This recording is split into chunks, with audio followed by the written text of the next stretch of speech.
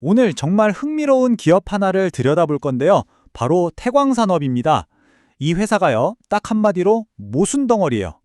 겉으로 보면 실적이 영 안 좋은데 그 속을 들여다보면 어마어마한 가치가 잠들어 있거든요. 자, 지금부터 이 잠자는 거인을 한번 깨워보죠. 자, 그럼 바로 본론으로 들어가서 이 회사의 어두운 면부터 한번 까보겠습니다. 딱 보이는 게 뭐냐면 무려 3년 연속으로 적자를 냈다는 거예요. 누적된 영업 손실만 해도 2,300억 원. 어마어마하죠? 근데 이게 그냥 돈을 못 벌었다, 여기서 끝나는 문제가 아니에요. 더 심각한 건 뭐냐면 회사 덩치 자체가 줄어들고 있다는 겁니다. 지금 보시는 것처럼 매출이 2년째 뒷걸음질 치고 있어요. 이건 정말 심각한 신호죠? 자, 그럼 이런 생각이 드실 거예요. 아니, 이렇게 안 좋은 회사를 대체 왜 분석하고 있는 거지? 맞습니다. 당연한 질문이죠. 그런데 바로 여기에 이 투자의 핵심이 숨어 있습니다. 자, 그럼 이제부터 이야기의 판을 완전히 뒤집어 보겠습니다. 이 회사의 재무상태표를 한번 열어볼 건데요. 여기서부터 정말 재밌어집니다. 딱 처음부터 눈을 의심하게 만드는 숫자가 나옵니다. 바로 PBR, 주가 순자산 비율인데요. 이게 고작 0.2배입니다. 0.2배요. 이게 무슨 뜻이냐면요. 쉽게 말해서 이 회사가 가진 땅, 건물, 현금 같은 자산이 10원어치가 있다면 주식시장에서는 에이, 그거 2,000원이면 다 살 수 있어, 이렇게 평가하고 있다는 거예요. 정말 말도 안 되는 수준이죠. 그리고 그 자산 규모가 정말 입이 떡 벌어질 정도입니다. 사내 유보율이 77,000%가 넘어요.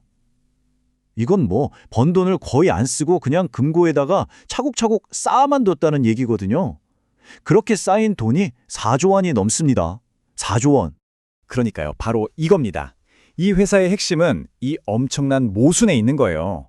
겉으로는 장사가 안 돼서 쩔쩔매는 가게처럼 보이는데 알고 보니 그 가게 지하에 어마어마한 금괴가 쌓여 있는 거죠. 정말 아이러니하지 않나요? 자, 그럼 이제 가장 중요한 질문으로 넘어가 보겠습니다. 이 잠자고 있는 거대한 자산을 대체 무엇이, 어떤 계기가 깨울 수 있을까요? 바로 이 변화의 촉매제가 우리가 주목해야 할 부분입니다. 그동안 이 질문에 대한 대답은 솔직히 아무것도 안 한다에 가까웠어요. 그냥 금고에 돈을 쌓아두기만 했죠. 그런데 드디어 변화가 시작됐습니다. 엄청난 규모의 투자 계획이 지금 진행되고 있거든요. 무려 1조 5천억 원, 이 엄청난 돈을 풀어서 드디어 금고 밖으로 꺼내 쓰고 있는 겁니다. 애경산업을 인수해서 소비재 시장에 뛰어들고 호텔 같은 부동산도 사들이고 심지어 금융회사 지분 투자까지 검토하고 있어요. 기존의 석유화학 사업만으로는 안 되겠다고 판단한 거죠. 특히 이 애경산업 인수는 아주 중요한 전략적 한 수라고 볼 수 있습니다.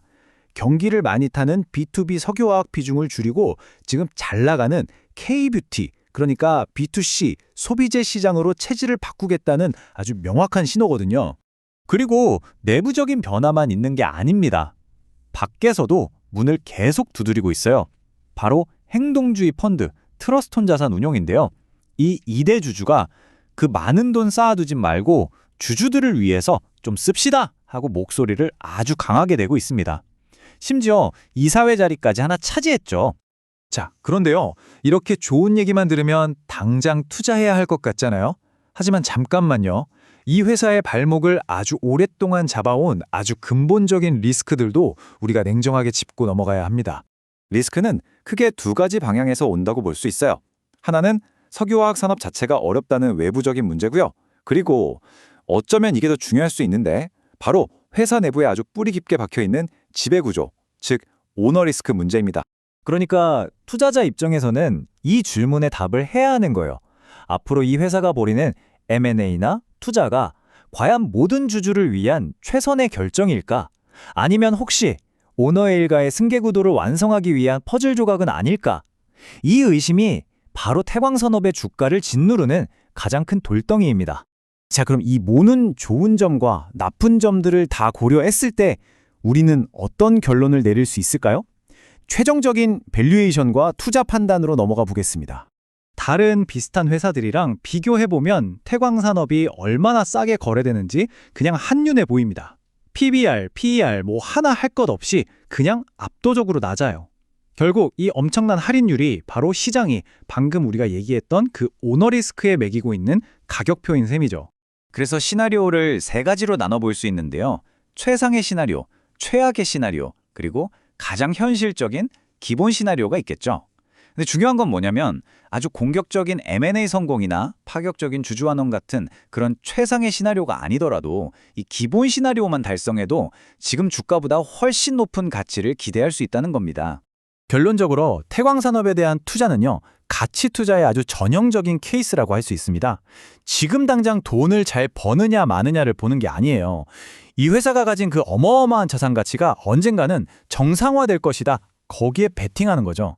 아마 2, 3년 뒤에 태광산업은 지금과는 완전히 다른 회사가 되어 있을 가능성이 높습니다. 자, 그래서 마지막 질문은 이겁니다. 수십 년 동안 깊은 잠에 빠져 있던 이 거인. 과연 마침내 깨어날 때가 된 걸까요? 변화의 바람은 이미 불기 시작했습니다.